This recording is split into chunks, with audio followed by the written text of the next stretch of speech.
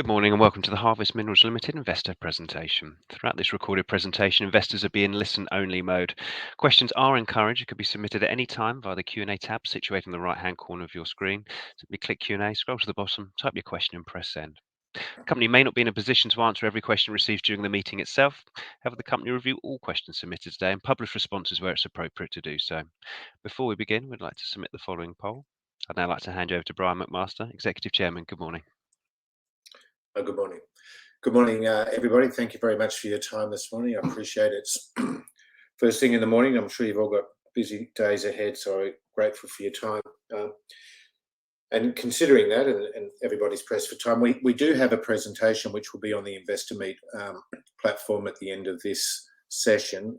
Rather than delay things further and go through a presentation which you can read at your own leisure, I'm just going to get straight into the questions that we've received today. We've actually received a number of questions, and I'm not sure how long it will take to answer them. So if everybody's in agreement, I'll just get straight into the questions and answers. And as Paul said, if you have any questions along the way, please feel free to ask them, and I'll endeavour to answer them as best I can.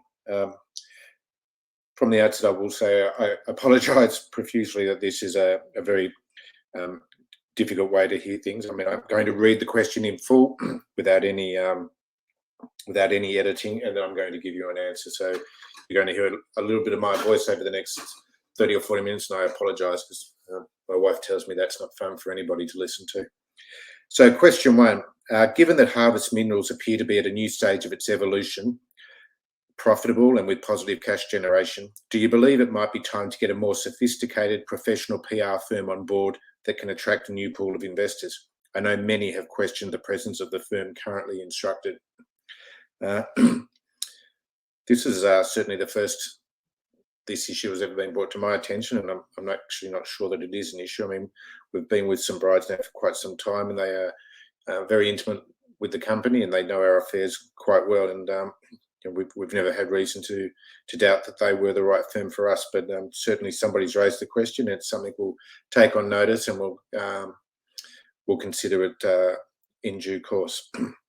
Question two, what is the current cash position? So as at the 5th of July, so yesterday, we had just under $2.4 million in the bank.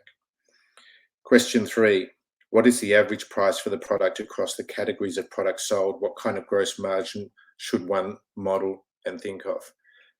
Similarly, I see that somebody has now just asked the question, what is the price which KP Fertile is sold? As I've said to investors various times in the past, we don't disclose our sales price for commercial reasons.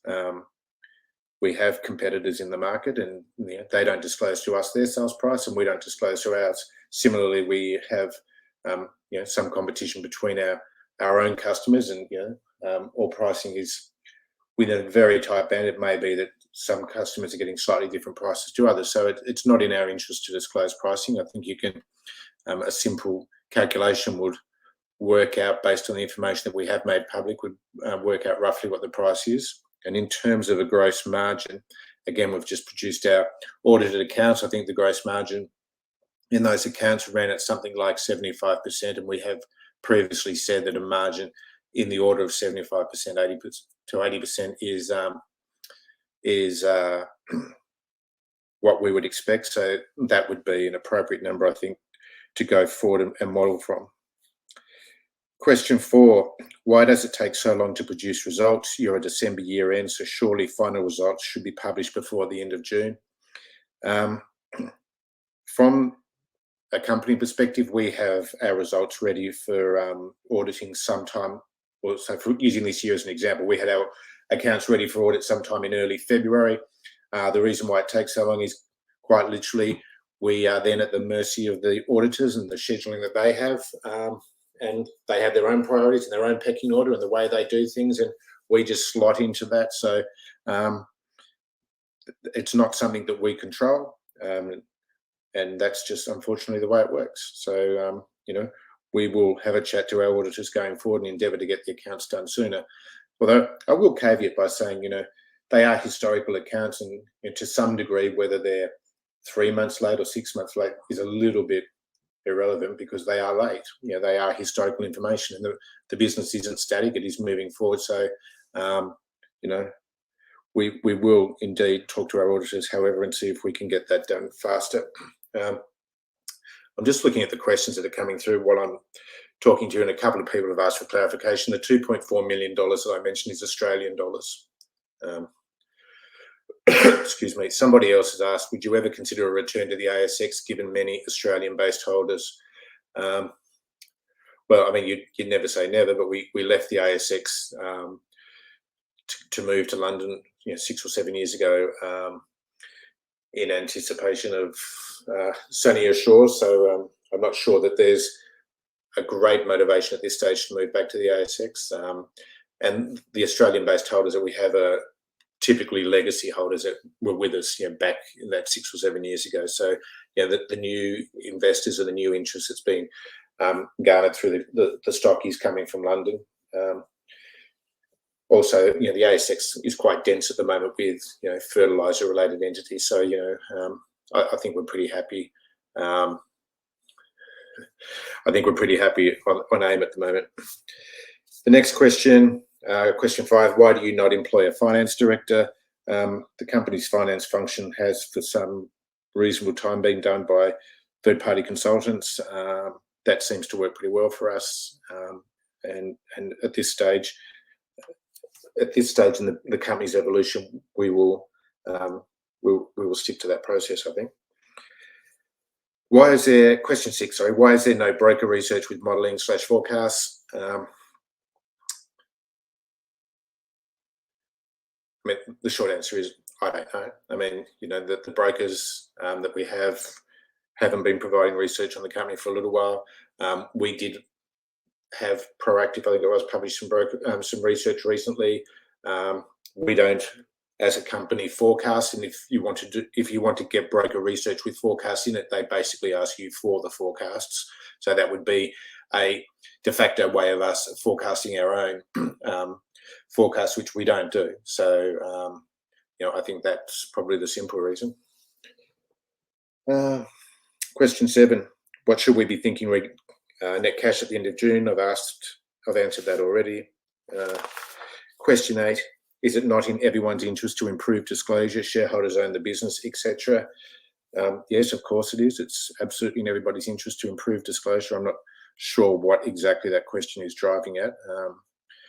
We are publishing our sales volumes on a quarterly basis. We're obviously announcing anything the material as it goes along. I mean, other than that, I'm not 100% sure what else we can do.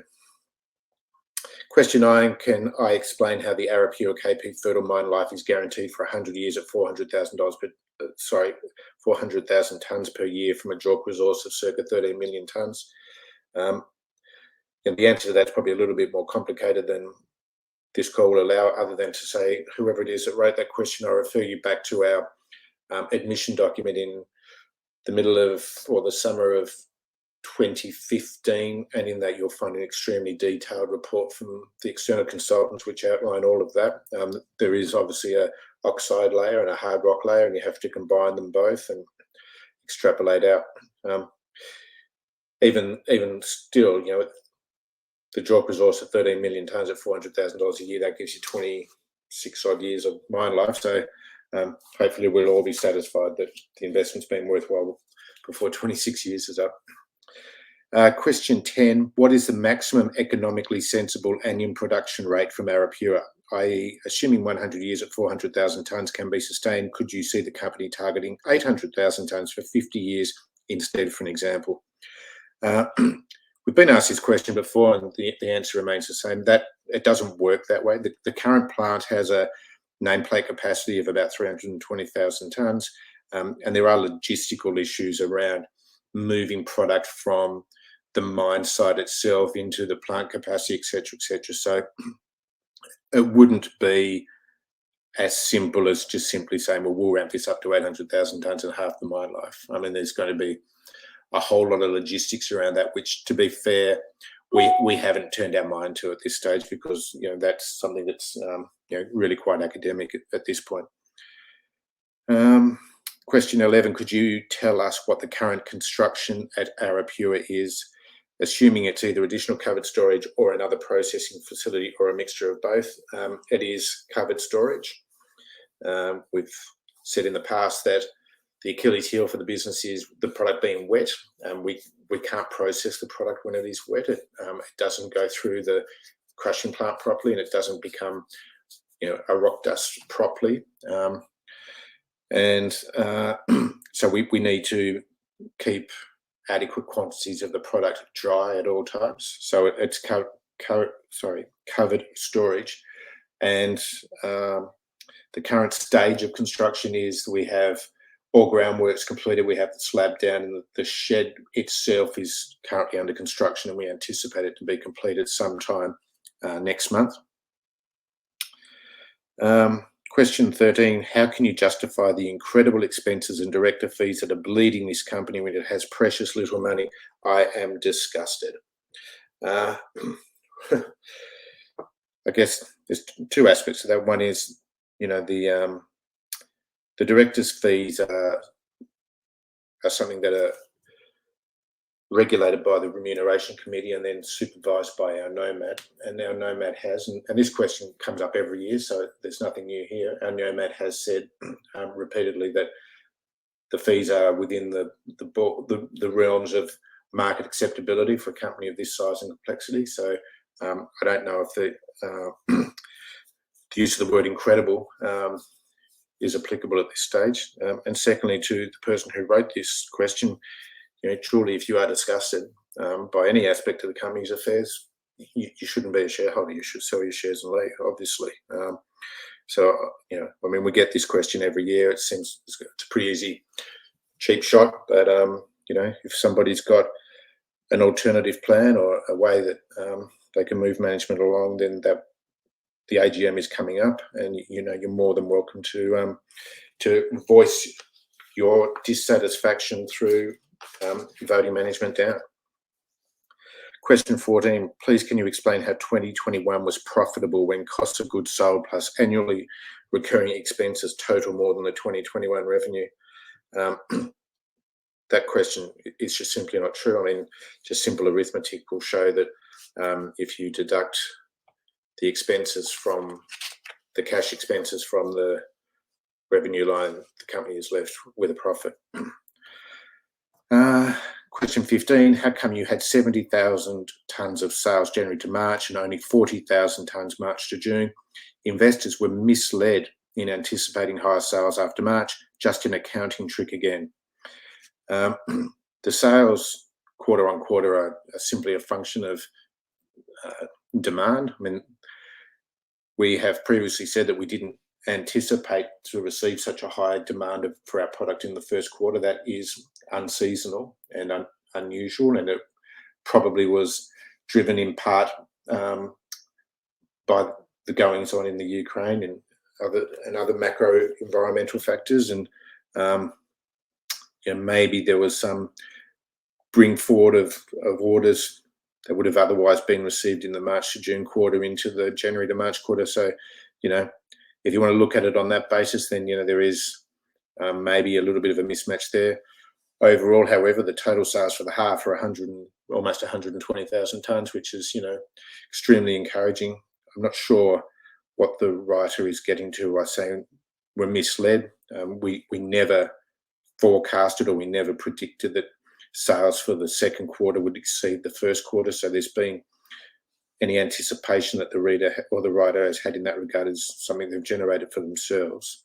And similarly, the comment about just an accounting trick, again, I don't know how to answer that because I don't understand what it means. Question 16, what is the royalty expense figure in relation to the net smelter provision in the cost of sales, and will it adjust up like the smelter rate as sales move from 85 to plus 150,000 tonnes? If so, then is it relatable to the percentage rise in sales? The royalty figure is exactly that. It's a royalty payable on sales. So the more we sell, the higher that royalty number will be. The royalty is comprised of two components. One is a 2% royalty to the government, and the other is a 2% royalty to the original vendor of the project. So As sales rise, obviously that number will continue to rise. Question 17, without an idea of actual sales quantities that are booked as revenue in any reporting period, it is not possible to establish an Opex cost against the cost of sales stated in the accounts. Can you therefore give some insight into Opex costs in 2022 and how significantly these are affected as production ramps up?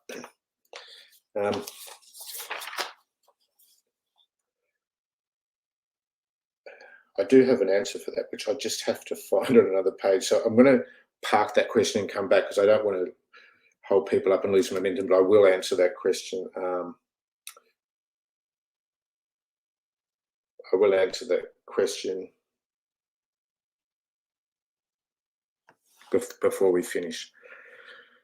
Question 18, are all other administration expenses now stabilised such that the 2021 figures can be employed for future years? I know the other expenses jumped mainly due to site administration expenses. Was this a one-off rise and do you expect it to fall back? Yes and no. Administration expenses are pretty stable. There are elements within that number that are quite variable. So within that number are some sales and marketing team related costs, and obviously the more activity the sales and marketing team have, the higher those costs become. So, but the flip side is the more activity they have, historically, the more sales they've generated, the more revenue, and a 75% margin, we're better off. So it is likely that those expenses will, in dollar terms, increase, and in real terms, stay steady or go down, would be the expectation. Question 19, can you please provide some colour on the expected completion of the next phase of expansion communicated earlier in the year and what the production capacity will be at that stage? So that's what I was talking about earlier in terms of the extra storage facility.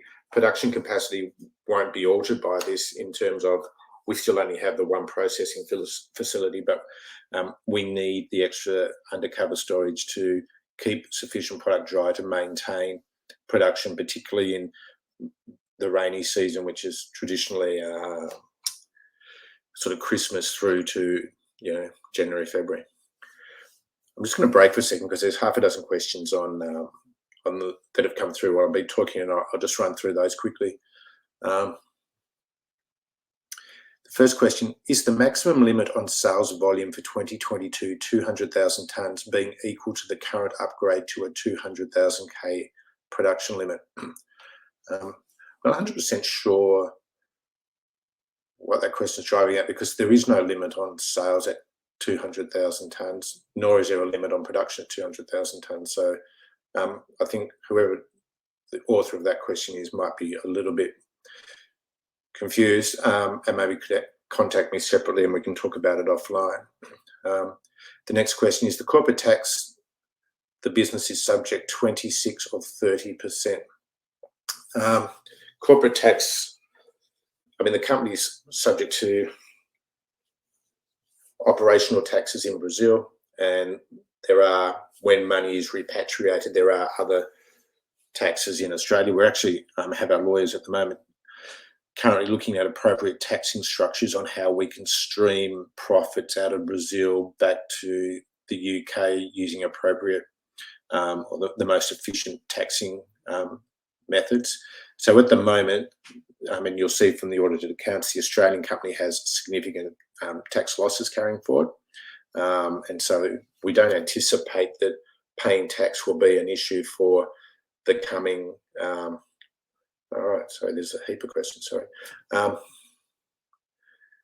We don't anticipate the tax will be an issue going forward. Well, not for the foreseeable future anyway. Somebody says here, if you cannot tell us what price we are selling at, can you tell us if prices are being increased consistent with regular fertiliser prices being up 170% year on year? Yes, our prices are being increased. We've increased our prices 3 times through in the course of this year. I don't think the price increase has been as high as 170%, but it is certainly a a material increase from the prices that we were seeing last year, and it's something that we have under sort of watch on a regular basis, and coming into the second half of the year, and the anticipation that Q3 will again be a good sales season for us. We are currently monitoring our ability to increase prices again. So it's something that we're very across. What else have we got here? Why has Harvest written off so many failed projects at such high expense, given management have said their focus is on developing high production Arapura, so all the waste of shareholder capital seems excessive? Thoughts, please. So Harvest has written off the Capella Potash project and the Sergi project. If you go back to 2015, they are the projects that the company brought to London and sought to seek an AIM listing on. At the time, the associated capex bills with those projects were published, and if you go back into the announcements around that 2015 time, you'll see, and it was many tens of millions of dollars, and the company was unable to secure the funding at that stage, and out of necessity, we found the Arapura project and developed that and brought that forward to where we sit today. We've continued to carry those projects on our books because we thought we thought two things. One, there might be a change of sentiment around the importance of those traditional deep potash assets in Brazil going forward, and or Harvest's financial position may change sufficiently that we'd be able to develop them. We elected to write off the Capella project last year because Capella, it was quite evident that the likelihood of that asset coming into production in the foreseeable future was quite low, and the capex bills and the exploration bills associated with it were very high, and that given the alternative, which is for shareholders to benefit from the exploitation of Arapura, Capella didn't make much sense. Similarly, a similar discussion was had with the auditors this year regarding Sergi. At this stage, we haven't dropped the Sergi project. We still think it has potentially some merit, but it does have the same caveats around the necessity for substantial amounts of capex. Whilst the auditors were minded to, or convinced, I guess, to say that keeping the asset had some commercial merit, they weren't minded to think that keeping the assets capitalised value on the balance sheet had merit, so they asked that it be written down, and I mean, it's a non-cash expense at this stage, so we just, as a cleaning of the slate of the balance sheet, so to speak, we wrote it down. So I don't think it's reasonable to say it's a waste. I mean, they were decisions that were made at that time. That is, back in 2015, the world looked different. Arapura didn't exist, and it was thought that pursuing deep traditional potash assets in Brazil had some merit. Now, roll forward 7 years, Arapura exists, it's doing what it is doing, and circumstances have changed. So, it's a little bit, maybe can be considered, it was part of the evolution of the company. So some may see that as waste, and some may see it as just, a growth phase. I don't know. Somebody's saying, if you raise KP fertile prices twice this year, is the current market still tight with regards to competition? Yeah, I mean, the market remains tight. I mean, Brazil is an extremely sophisticated agricultural market.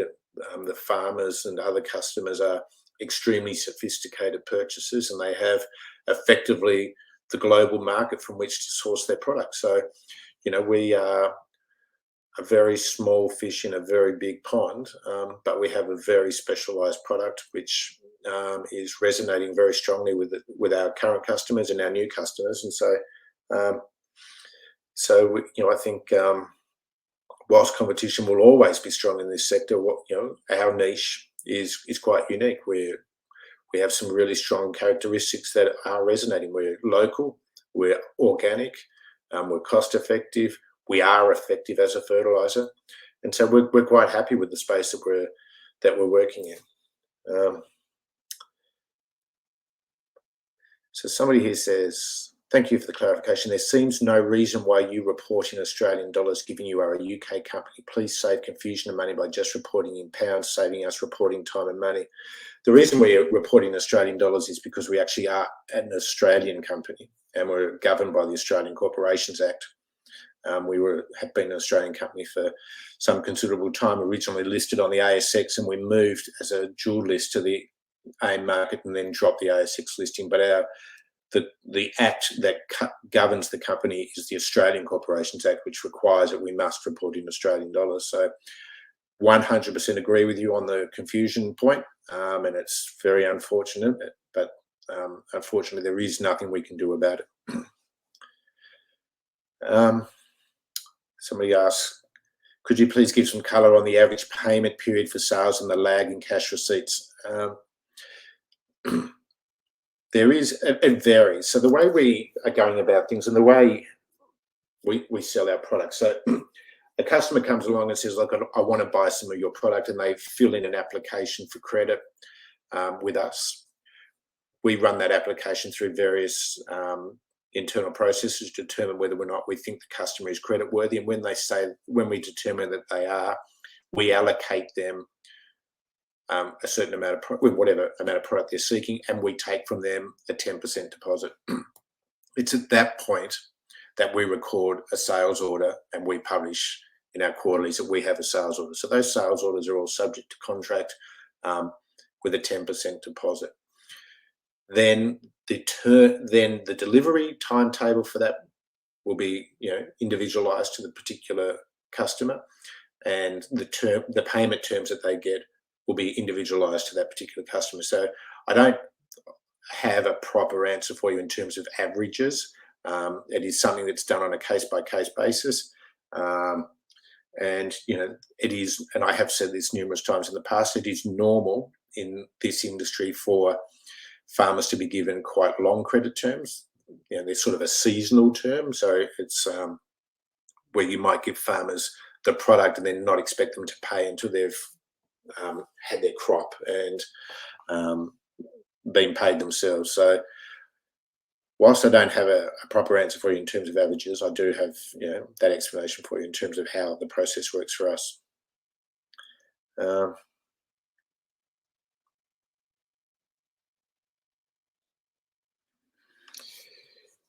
just going to get back to some of the questions that we received earlier, and I'll keep sort of alternating between the two. I'm sort of just cognizant of the time, and I'm just going to endeavour to try and get through all the questions as best I can. So question 20 that's been pre-submitted. Am I right in thinking if we want to add another 320,000 tonnes mine capacity at Arapura, it would be a $1 million price? The answer is no, you're not right in thinking that. If we want to add another 320,000 tonnes in mine capacity, we'd have to effectively duplicate the infrastructure that we have now. So we would need, and I alluded to this earlier, we would need new roads to come from the mine because we can't bottleneck the existing facility. We would need new similar size storage to what we have now. We would need a new processing plant, etc., etc. So I mean, the bill would be more than $1 million, and it would be sort of akin to the bill that we've paid to date. And I think so you'd probably be I don't know the number off the top of my head, so I'd just be guessing, which would be foolish. But it's not $1 million. Question 21, and somebody on the call now has written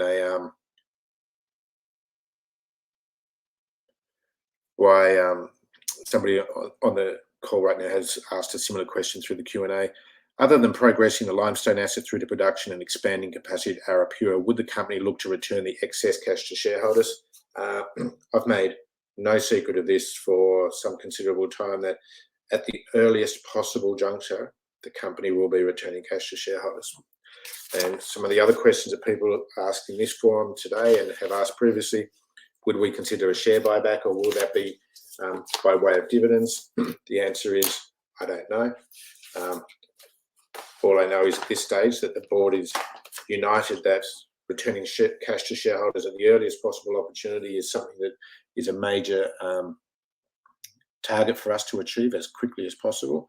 The considerations that need to be taken into account about whether it's a share buyback or a dividend would include taxation considerations, the price of the shares, and other things.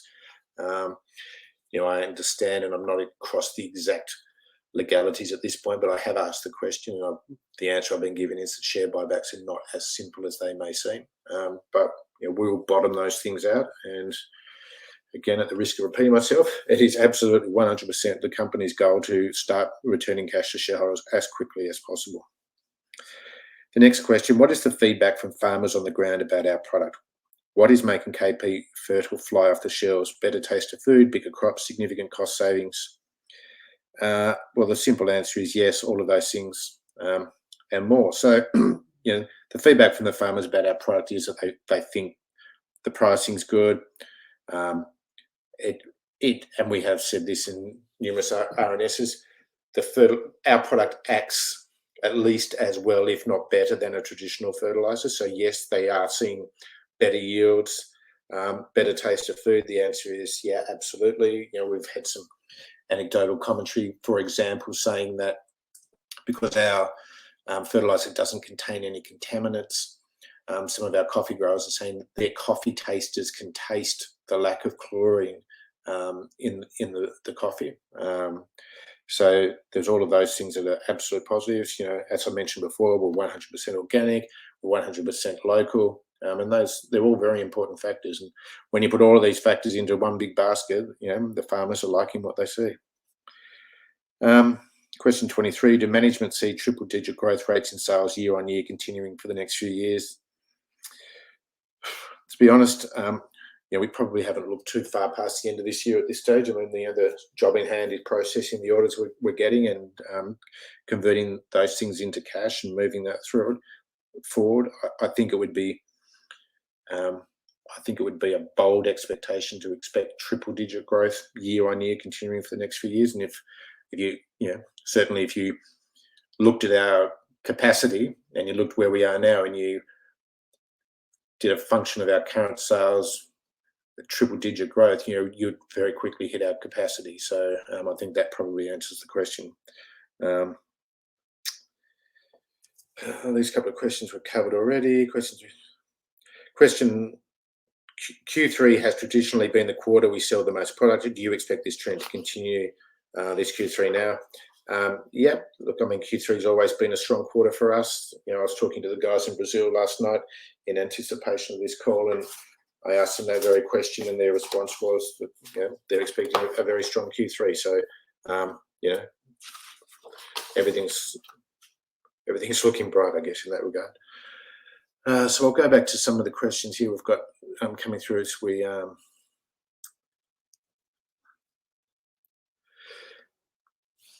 Has the fertilizer accreditation helped in terms of pricing, or are you just using that to mainly generate further demand for now?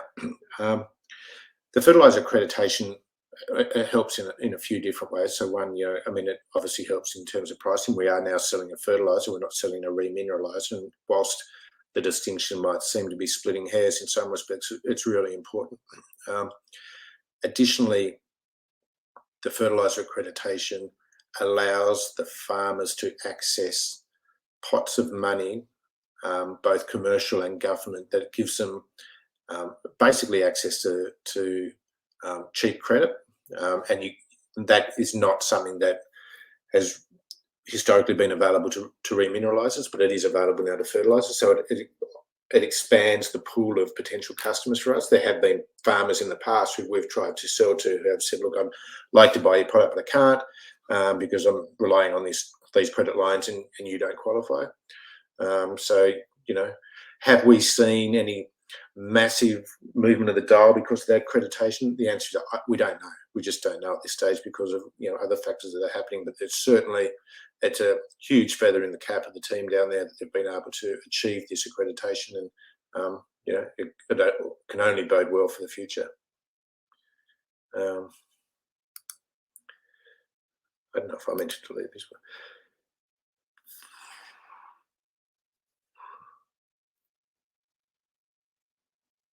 If demand was there, could Harvest achieve nameplate in 2023 without significant capex? Well, there's not a lot of capex there's not a lot of opportunity to spend any more capex based on the current structure. I mean, as I've said, the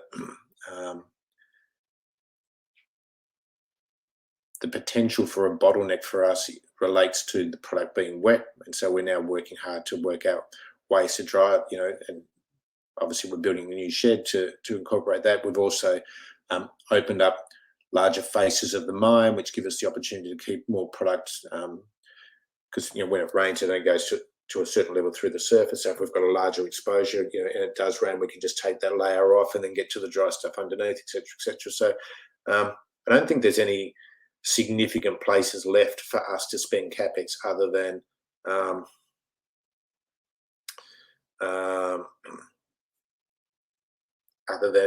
what we're already done or doing. So yeah, I don't anticipate any large capex bills coming down the.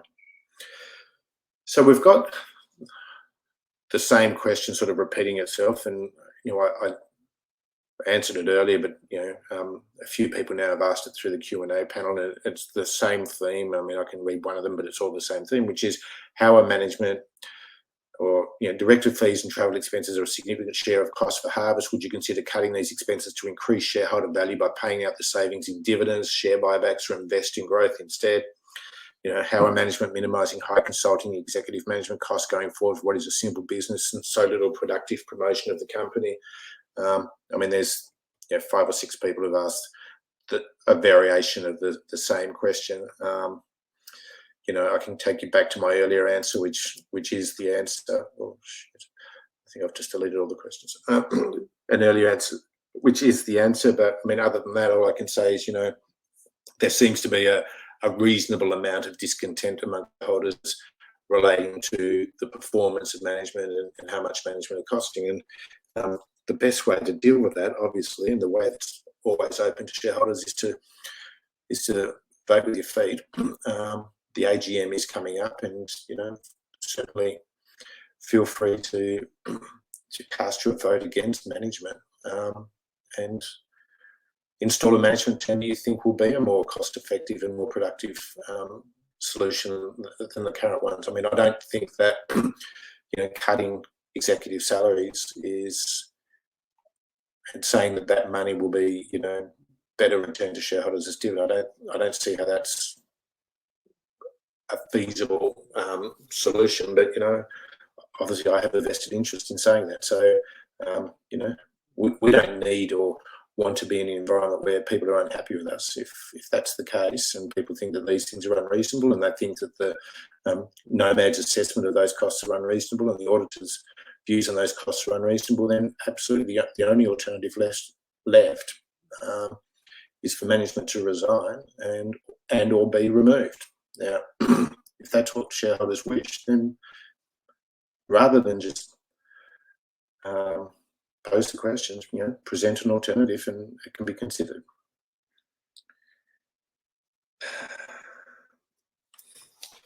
So getting back to Paul, I think I might have deleted some of those questions. I'm not sure if we can get them back, but there was about 2 or 3 there that I've accidentally deleted. I'm sorry. No problem. I'll bring them back for you, Brian. Let me see if I can do that for you now. So the next point is limestone is used widely in Brazil, and unlike KP Fertile, is not a new product in the market. Therefore, it doesn't require the farmers testing it and trying it for a growing cycle before they buy larger quantities.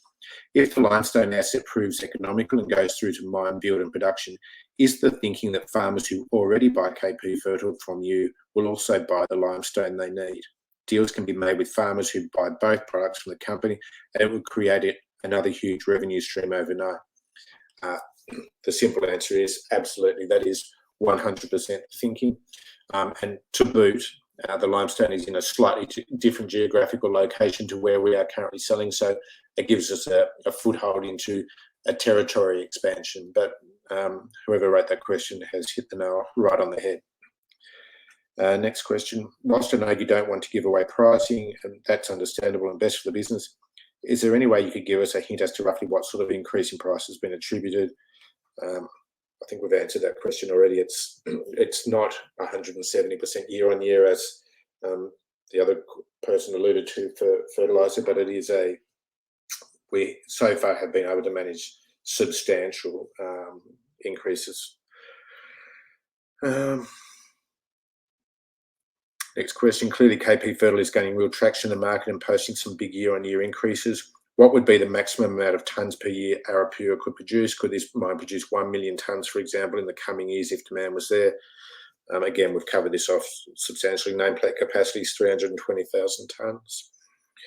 With regards to the 70,000 and 47,000 sales orders figures, are these orders for 2022 delivery, and do the farmers only pay once they pick up the product from the mine site?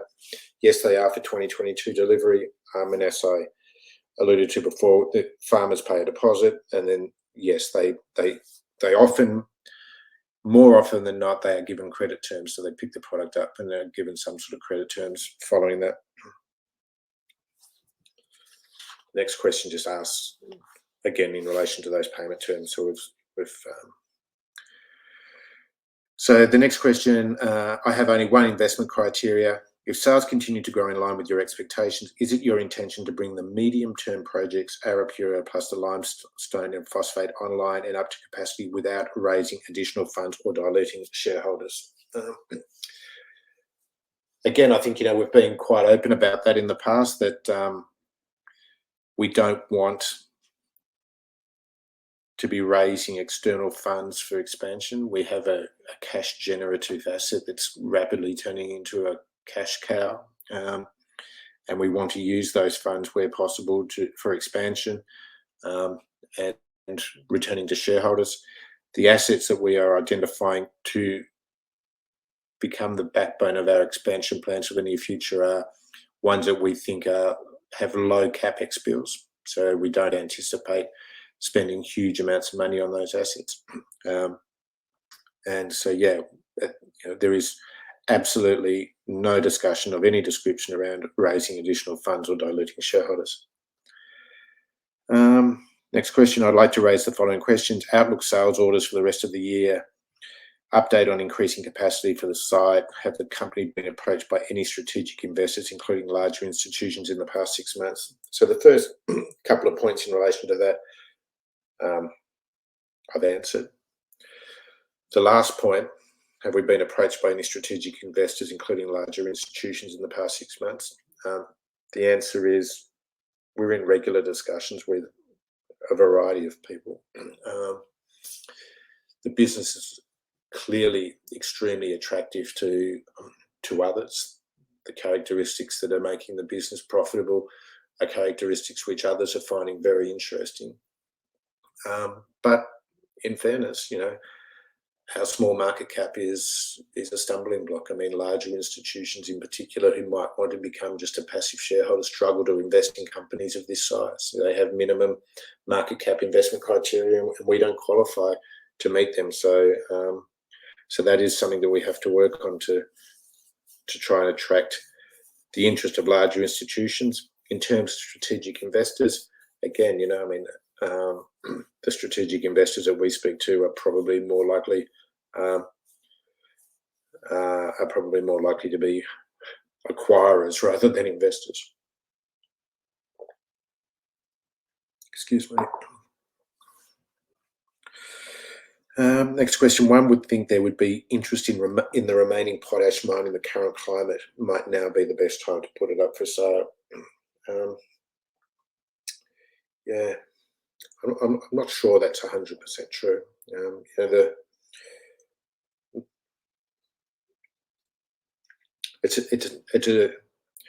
It's not a simple asset, and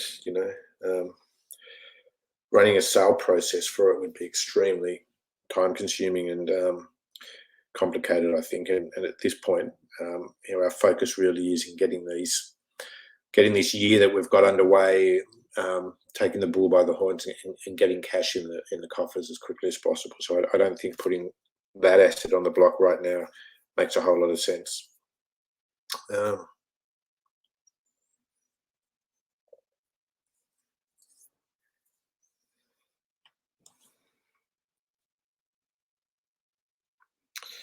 Was the KP Fertile price higher in Q2 than in Q1? Yes.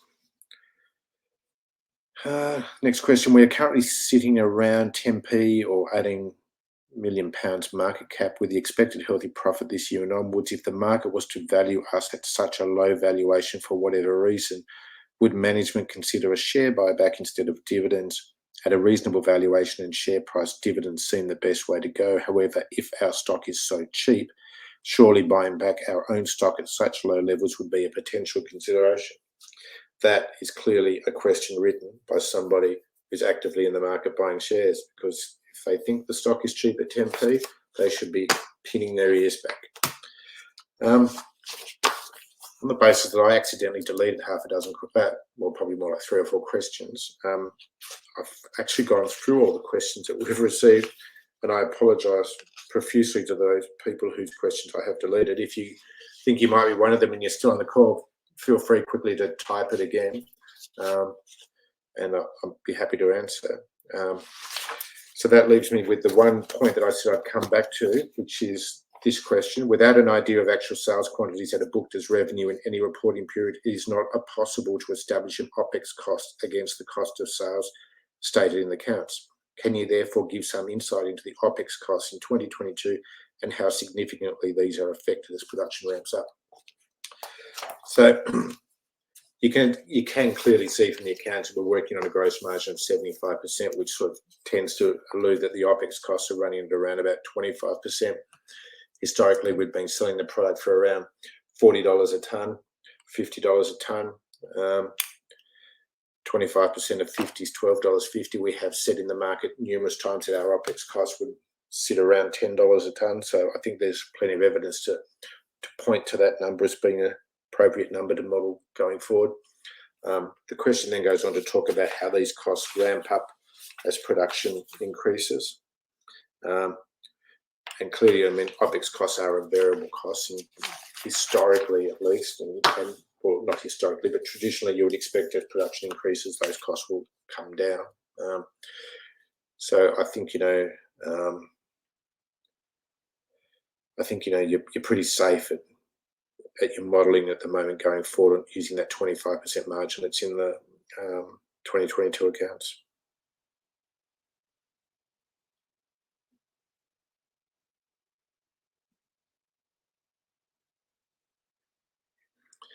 So that looks like it. I mean, we've probably got 5 more minutes, time for 1 or 2 more questions if anybody's got them. Otherwise, I assume everybody's fallen asleep at the sound of my dulcet tones, and we can end it there. Brian, thanks very much. And as Brian said, we'll just leave that Q&A tab open just for a few more moments, just if there are any further questions that do come through that, Brian, you can or have scope to answer. And I'd also like to remind the attendees and thank them for their questions today. The recording of the presentation, along with a copy of the slides, will be published on the Investor Meet Company platform. Brian, I don't know if there's anything further that's just come through before we can ask you just for a few closing comments, and then we'll redirect the attendees to give you some feedback. Yeah, no other questions have come through, Paul, so I think that must be it.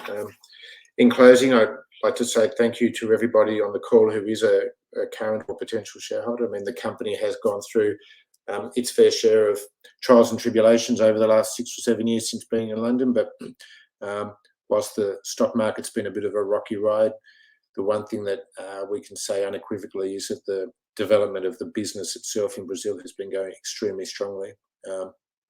The messaging around the timing of the accounts and the perceptions of the quantum of overheads relating to management are noted, and I'll certainly feed that information back to the board. And as I said,